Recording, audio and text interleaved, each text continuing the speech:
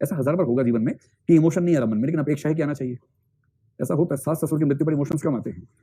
और लोग जैसे बहू कोई है, उसे सास मर गई, अंदर से उसे लड्डू फूट रहा है बहुत जोर से, इतनी खुश है क्योंकि वो सच में परेशान थी, इस सेंस से परेशान थी कि उसकी आजादी खत्म हो जाती थी, प्यार भी करती थी, आजादी भी खत्म होती थी। अब उसकी मौत हो गई है।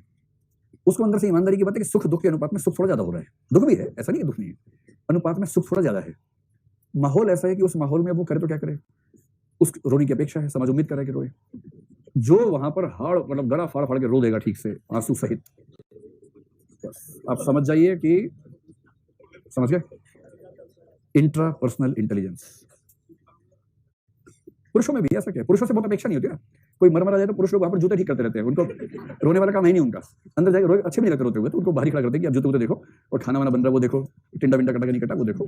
रोने वाले काम में आमतौर पर महिलाएं, मतलब उनको समाज ने काम दे दिया है जो कि एक तरफा सा काम है एक तरफा, लेकिन परफॉर्मेंस होती है अच्छी है, कुछ भी आपको आप माने या ना माने। मैं तो 2-4 बार देखा, मैं तो गदगद हो जाता हूँ कि 5 महिलाएं रो रही हैं जोर जोर से, फिर चुप हो जाती है, फिर बातें चल रही है, और सुनाओ तुम्हारे घर में सब ठीक है। 20 मिनट के बाद छठी औरत आई, और जैसे ही वो आई फिर वृंदगान शुरू, कोरस में शुरू, उसके बाद फिर 8-10 मिनट कोरस में सबका चला, फिर छठी भी बैठ गई साथ में कि इस स्वेटर में कितने घर बनाने हैं। और जब साथ में आएगी फिर देखिए आप, ये जो है ना अपने इमोशंस पर ऐसा कंट्रोल, ये पुरुषों के बस की बात नहीं है, मुश्किल है।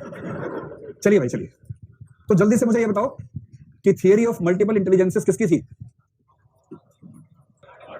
हार्डवर्क, हॉवर्ड गार्डनर की थी, ठीक है। 8 प्रकार हैं, एक बार जोर से एक करके 8 बोल देते हैं। नंबर 1 लिंग्विस्टिक यानी कि भाषाई, नंबर 2 लॉजिकल मैथमेटिकल तार्किक गणितीय बुद्धिमत्ता, तीसरी स्पेशियल स्थानिक बुद्धिमत्ता, चौथी म्यूजिकल संगीतीय बुद्धिमत्ता, पांचवी मतलब जो भी होता है बॉडीली काइनेस सर्किट शारीरिक गतियों संबंधी बुद्धिमत्ता, छठी नेचुरलिस्टिक यानी कि प्राकृतिक बुद्धिमत्ता या प्रकृति संबंधी बुद्धिमत्ता, सातवीं इंटरपर्सनल अंतर वैयक्तिक, और आठवीं इंट्रापर्सनल अंतर वैयक्तिक। अब जो एक बात ध्यान रखनी है वो ये कि इंटरपर्सनल इंटेलिजेंस और इंट्रापर्सनल इंटेलिजेंस ये एक ही बात हो गई, आप समझ गए ना। इन दोनों को मिला देंगे, जोड़ देंगे तो जो बनेगा उसको बोलते हैं इमोशनल इंटेलिजेंस। तो मोटी मोटी कहानी ध्यान रखना, ये कंसेप्ट आया तो बाद में है, 1995 के आसपास आया, 1980s में ये कंसेप्ट आ चुका था, इसलिए कहते हैं कि इसी कंसेप्ट के बेस पर आगे चलकर इमोशनल इंटेलिजेंस का कंसेप्ट डेवलप हुआ है। यहां तक कि पूरी बात स्पष्ट है आप लोगों को? चलिए अब थोड़ा सा ये समझते हैं कि इस इंटेलिजेंस को नापने का तरीका क्या है, और जिसको हम लोग जनरली बोलते हैं इंटेलिजेंस कोशिएंट की एक धारणा होती है, उस धारणा को समझते हैं थोड़ा सा क्या चीज है।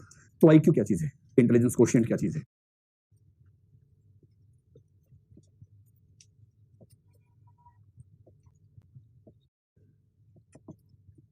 इंटेलिजेंस कोशिएंट, कोशिएंट को बोलते हैं गुणांक या लब्धि। तो बुद्धि लब्धि इसके लिए हिंदी शब्द चलता है, या कुछ लोग बोलते हैं बुद्धिमत्ता गुणांक, कुछ लोग बुद्धि लब्धि गुणांक कह देते हैं, जो भी शब्द आपको अच्छा लगे, लेकिन सबसे प्रसिद्ध शब्द है बुद्धि लब्धि, ठीक है। आईक्यू का कंसेप्ट जब डेवलप हुआ तो उसमें एल्फ्रेड बिने की भूमिका तो थी ही, एक दो लोगों की और भूमिका थी। उन्होंने 1905 में कुछ प्रयोग किए, लेकिन वो प्रयोग पूरे सफल हो नहीं पाए। फाइनली जो सफल हुआ 1912 में एक प्रयोग सफल हुआ। तो 1905 में एल्फ्रेड बिने ने कुछ प्रयोग किए, और 1912 में ये कंसेप्ट जिसको हम बोलते हैं बुद्धि लब्धि, विलियम स्टर्न नाम का आदमी था, उसने कंसेप्ट डेवलप किया, विलियम स्टर्न, STERN। लेकिन एल्फ्रेड बिने ने उसका बेस बना दिया था, और बेस बनाने के लिए 2 कंसेप्ट दे दिए थे। एल्फ्रेड बिने के साथ उसका एक दोस्त भी था, उन दोनों ने मिलकर 2 कंसेप्ट दिए, जिसमें से एक कंसेप्ट है मेंटल एज और एक है क्रोनोलॉजिकल एज। कोई आपसे पूछे आईक्यू क्या है, तो सिंपल बोलो MA/CA × 100, ये होता है आई, ये इसका फार्मूला है। तो अगर आप इन 3 कंसेप्ट को समझ गए तो बात समझ में आ जाएगी। हम लोग आमतौर पे आईक्यू शुरू में लिखते हैं ताकि बात समझ में आती है, तो आप ऐसा भी कर सकते हैं, आईक्यू बराबर, विलियम स्टर्न ने ये कंसेप्ट दिया, फार्मूला दिया था। ये फार्मूला देने वाला व्यक्ति कौन है? विलियम स्टर्न है। लेकिन इस फार्मूले के जो दोनों शब्द हैं MA और CA, ये देने वाला व्यक्ति एल्फ्रेड बिने है, ठीक है। एल्फ्रेड बिने ने कहा कि 2 चीजें हैं, एक है मेंटल एज, एक है क्रोनोलॉजिकल एज। MA का मतलब मेंटल एज, मानसिक आयु, और क्रोनोलॉजिकल एज का मतलब है शारीरिक आयु या जैविक आयु। तो फार्मूला स्पष्ट कर लीजिए, mental as upon chronological age, मानसिक आयु बटा शारीरिक आयु गुणा 100, इसको बोलते हैं बुद्धि लब्धि। इनमें से 3 चीजें एकदम आसान है, चौथी समझनी है, उसके बाद खत्म हो जाएगी। जैसे गुणा 100, ये समझने में कोई दिक्कत नहीं है। गुणा 100 इसलिए करते हैं कि एब्सोल्यूट नंबर में आए, सीधा परसेंटेज में आ जाए, इसलिए गुणा 100 कर देते हैं। क्रोनोलॉजिकल एज का मतलब है व्यक्ति की जितनी आयु है, एज ऑफ ए पर्सन।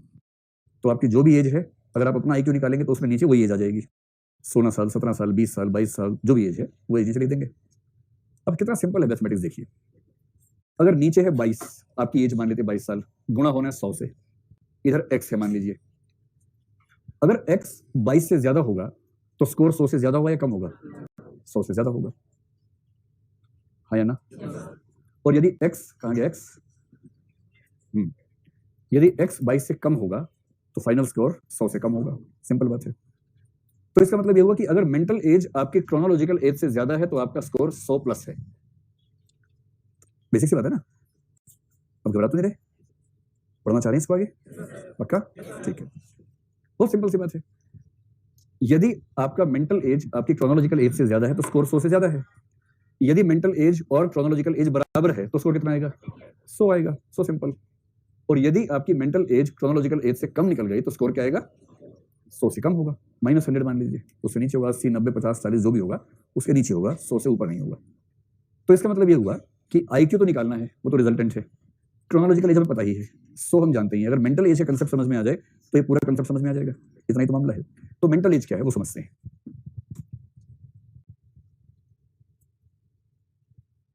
देखो क्या है मेंटल एज।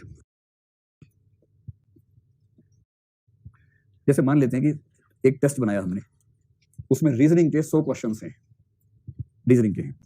असल में डिपेंड करता है टेस्ट कैसा बनाया। जैसे मान लीजिए आपने अंग्रेजी भाषा में कॉम्प्रिहेंशन का टेस्ट बनाया। कुछ बच्चे जिनकी अंग्रेजी अच्छी है पर हैं भोंदू, ये कंसेप्ट आप समझ पा रहे हैं ना? आप उस गलतफहमी की शिकार तो नहीं कि अंग्रेजी अच्छी तो अभी भोंदू हो ही नहीं सकता है। इंग्लैंड अमेरिका में इतने राष्ट्रपति प्रधानमंत्री देखे ना उनके, इतने बड़े बड़े भोंदू उन्होंने चुन चुन के बिठा रखे हैं और अंग्रेजी बोलते हैं धड़ाधड़ एकदम। तो भोंदू की मतलब भाषा ना पूछो भोंदू की, ये एक ऐसा होगा, जात ना पूछो साधु की, ठीक उस तरह से। तो कोई भी भाषा हो सकती है, इसमें क्या दिक्कत है?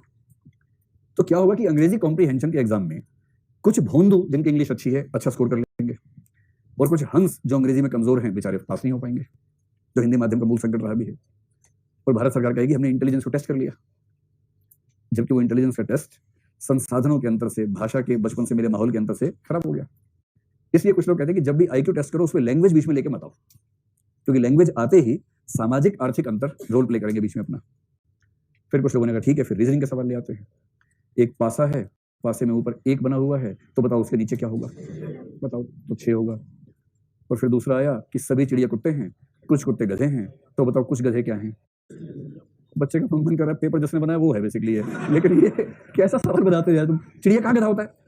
पहली बार ये सवाल देख के मन में बड़ा विद्रोह होता है यार, सभी चिड़िया कुत्ते हैं तो फिर वो चिड़िया क्यों है? लेकिन वो फॉर्मल लॉजिक है। फॉर्मल लॉजिक में आपको ये सब नहीं पूछना होता। फॉर्मल लॉजिक का मतलब है बाहर क्या छोड़ो, लॉजिक की दुनिया के अंदर की बात करो। फिर कुछ लोग कहते हैं कि नहीं, ये भी ईमानदारी नहीं है। सबसे ईमानदार प्रश्न वो होंगे जिसमें भाषा की जरूरत ही नहीं है, क्योंकि अनुवाद गलत हो गया। इंग्लिश में ठीक था, हिंदी में अनुवाद गलत हो गया।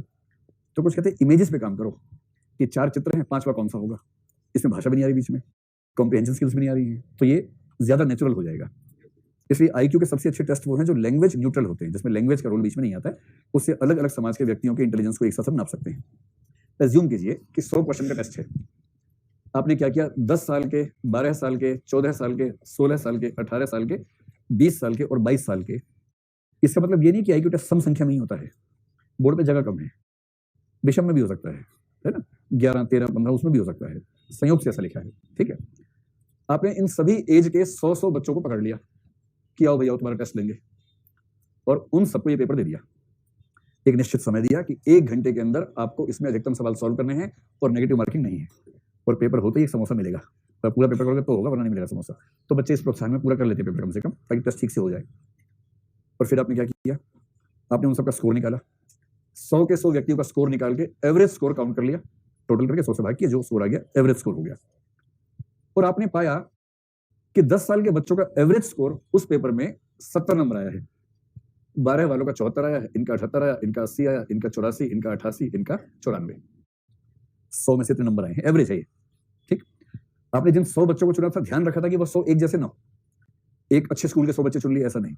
रैंडम सैंपलिंग या स्ट्रेटिफाइड सैंपलिंग की, कुछ गरीब बच्चे, कुछ मध्यवर्गीय, कुछ अमीर बच्चे, कुछ बच्चे हिंदू, कुछ मुसलमान, कुछ ईसाई, कुछ सिख, कुछ यहूदी, कुछ इस जाति के, कुछ उस जाति के, कुछ इस गली मोहल्ले के, कुछ उस गली मोहल्ले के, ताकि एक टोटल एवरेज निकल सके ठीक तरीके से। और फिर आपने जब निकाला तो ये स्कोर निकले।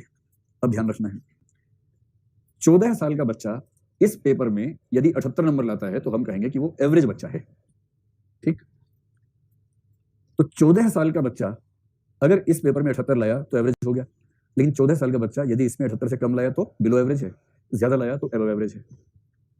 अब हम क्या करेंगे, इस टेस्ट में जो व्यक्ति 78 का स्कोर लाएगा हम कहेंगे उसकी मेंटल एज 14 साल की है। 18 साल वालों का एवरेज स्कोर 84 है।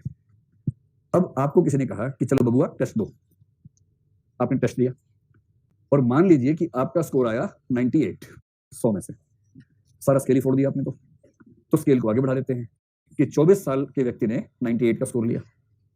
क्योंकि आपका स्कोर 98 आया तो आपकी मेंटल एज मान ली जाएगी 24 साल, क्योंकि 24 साल का एवरेज व्यक्ति इतना स्कोर लाता है जितना आप लाए हैं। और फिर आपसे पूछा कि भाई नीचे लिखने के लिए बताओ आपकी क्रोनोलॉजिकल एज कितनी है, तो आपने कहा 16 साल है। तो क्रोनोलॉजिकल एज 16, ज्यादा लिख दिया, कम करना है 16, ठीक है, चलो 16 साल ही देते हैं, ठीक। और 24/16 गुणा 100, ये हुआ 8, ये हुआ 3, 300/2 और आपका स्कोर हो गया 150। आपका IQ 150। आइंस्टीन और कुछ को छोड़ के उसके बाद आपका ही है।